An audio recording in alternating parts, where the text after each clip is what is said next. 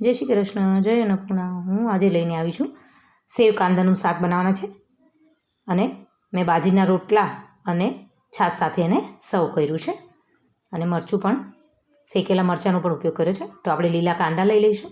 એને સમારીને ધોઈને મેં આવી રીતે ફ્રેશ કરી લીધા છે અને ટમેટાં લીધા છે અને લસણ અને લીલા મરચાં લીધા છે અને સેવ લીધી છે ઝીણી. હવે આપણે ગેસ ચાલુ કરી દઈશું અને એક પેન મૂકીને આપણે એની અંદર તેલ ઉમેરી દેવાનું છે. મેં અહીંયા 2 થી 3 ચમચી જેવું તેલ ઉમેર્યું છે.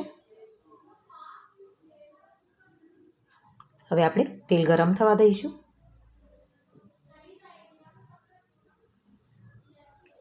એની અંદર મેં જીરું ઉમેર્યું છે. જીરું શેકાઈ જાય તો એની અંદર લસણ અને લીલા મરચાં છે એ ઉમેરી દેવાના છે. ગેસની ફ્લેમને હું ધીરી કરી દઈશ થોડી. હવે બંને સાતળી લઈશું આપણે, બરાબર. હવે એની અંદર આપણે ટમેટાં ઉમેરી દેવાના છે. ટમેટાને બરાબર મિક્સ થવા દઈશું. ટમેટાં થોડા ચડી જાય ત્યાં સુધી એને થવા દેવાનું છે. અને અહીંયા મેં લસણની ચટણીનો ઉપયોગ કર્યો છે કે શાકનો ટેસ્ટ સરસ આવે છે. લસણ 2 થી 3 કળી લીધી છે અને 1 ચમચી લાલ મરચું લીધું છે. એને પીસીને મેં તૈયાર કરેલું હતું. લસણની ચટણી એનો ઉપયોગ કર્યો છે આપણે. બધી વસ્તુને મિક્સ કરી દઈશું. પછી આપણે બીજા મસાલા કરી દઈએ અંદર. હવે મેં અહીંયા હળદર ઉમેરી છે 1/2 ચમચી જેટલું. ધાણા જીરું ઉમેર્યું છે 1/2 ચમચી. સ્વાદ પ્રમાણે મીઠું ઉમેરીશું.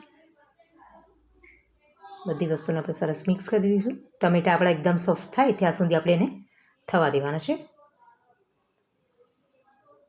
હવે આપણે ઢાંકીને એને સોફ્ટ થવા દઈશું ટમેટાં. જો એકદમ સરસ ટમેટાં થઈ ગયા છે મિક્સ. તો હવે એની અંદર આપણે લીલા કાંદા ઉમેરી દેવાના છે. તો કાંદાને આપણે બધા મિક્સ કરી લઈશું અને થોડાક એને આપણે ચડવા દેવાના છે. કેમ કે કાંદાને ચડતા વાર નથી લાગતા લીલા કાંદાને, તો ફટાફટથી થઈ જશે. એમાં સરસ મિક્સ થઈ ગયું છે. હવે આપણે એને ઢાંકી દેવાના છે થોડી વાર માટે.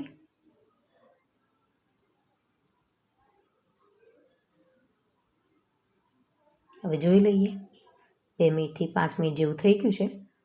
તો આપણા કાંદા બધા સોફ્ટ થઈ ગયા છે સરસ.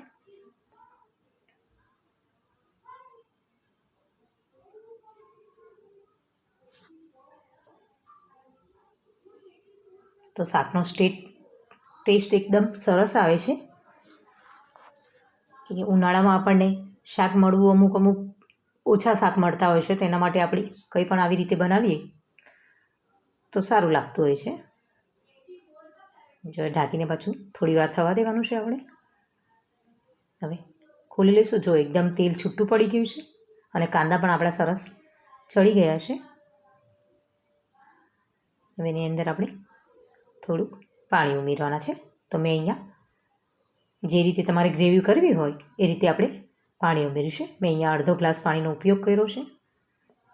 તમે જે રીતે શાકની રસો કરવા માંગતા હોય એ રીતે તમે ઉમેરી શકો છો. એ પાણી સાથે ઢાંકીને આપણે બધું ઉકળવા દઈશું થોડી વાર. સરસ આપણું ઉકળી ગયું છે. તો આપણે એને ખોલીને જોઈ લઈએ. સરસ ઉકળી ગયું છે બધું જ. હવે એની અંદર આપણે સેવ ઉમેરવાના છે. જ્યારે કમ્પ્લીટ બધું તૈયાર થાય પછી જ આપણે સેવ ઉમેરવાની છે. કે આપણે સેવ ઉમેરીને ગેસની ફ્લેમને બંધ કરી દેવાની છે. હવે બધી વસ્તુને આપણે મિક્સ કરી લઈશું. કેમ કે સેવ એકદમ આપણે થોડી ઝીણી લીધી છે એટલે સોફ્ટ થઈ જશે તરત. હવે ગેસની ફ્લેમને બંધ કરીને આપણે ઢાંકી દઈશું થોડી વાર માટે. મેં અહીંયા ધાણા ઉમેરી દીધા છે. મિક્સ કરી લઈએ. જો હવે તૈયાર થઈ ગયું છે આપણું શાક. તો એને એક બાઉલમાં આપણે સર્વ કરી લઈશું. જો તૈયાર છે આપણું સેવ કાંદાનું શાક. જોઈ શકો છો તમે સરસ રીતે આપણું સેવ કાંદાનું શાક તૈયાર થયું છે. તો જો તમને મારો વિડીયો પસંદ આવે તો લાઈક કરો, શેર કરો અને કમેન્ટ કરવાનું ભૂલતા નહીં. જય અન્નપૂર્ણા.